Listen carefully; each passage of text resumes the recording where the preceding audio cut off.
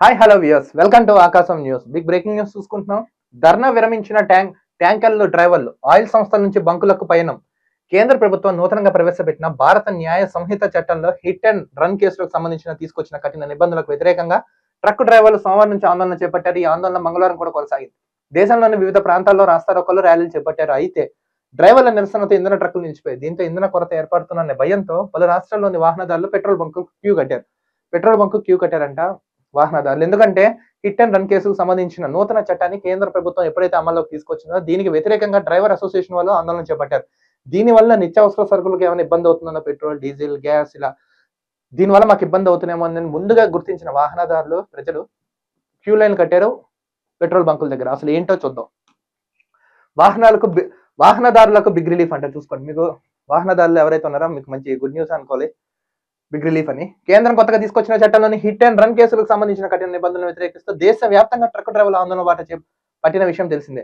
Oil ట్యాంకర్లు డ్రైవర్ల ఆందోళనతో పెట్రోల్, డీజిల్ సరఫరా నిలిచిపోయింది. దీంతో ఇంధన కొరత ఏర్పడుతుందనే భయంతో ఆందోళనకు గురైన వాహనదారులు పెట్రోల్ బంకుల ముందు క్యూ కట్టారు.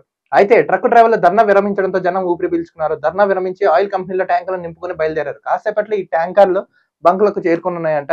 ఎవరు భయాందోళన పడవలసిన అవసరం లేదు. మునుపట్లాగానే మనకు సజావుగా జరుగుతుంది.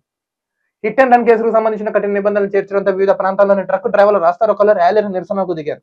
మహారాష్ట్ర, హిమాచల్ ప్రదేశ్, మధ్యప్రదేశ్, జమ్మూ కాశ్మీర్, పంజాబ్ వంటి రాష్ట్రాల్లో పెట్రోల్ బంకుల ముందు భారీగా వాహనాలు క్యూ కట్టారు. వీటికి సంబంధించిన వీడియోలు సామాజిక మాధ్యమాల్లో వైరల్ అవుతున్నాయి.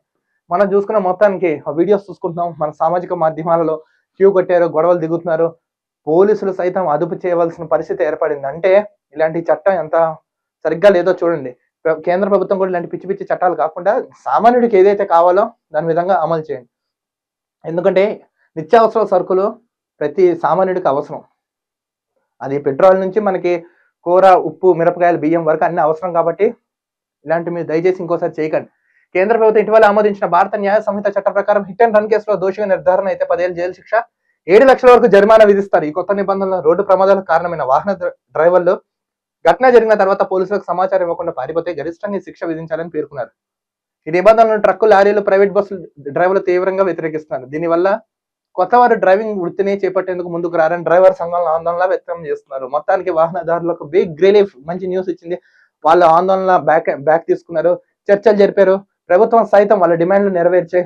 సో సామాన్యుడికి మంచిగానే ఇబ్బంది ఏం లేకుండా, కొరత లేకుండా ఉంది. సో ట్యాంకర్లు బయలుదేరా. సో ఎవరు అధైర్య పడకండి, మునుపట్లాగానే ఉంటుంది.